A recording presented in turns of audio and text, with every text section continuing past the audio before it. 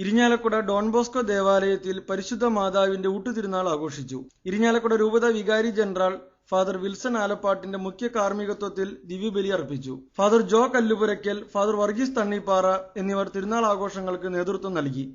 ഉച്ചയ്ക്ക് ഊട്ടും വൈകിട്ട് ഭക്തിസാന്ദ്രമായ തിരുനാൾ പ്രദക്ഷിണവും ഉണ്ടായിരുന്നു.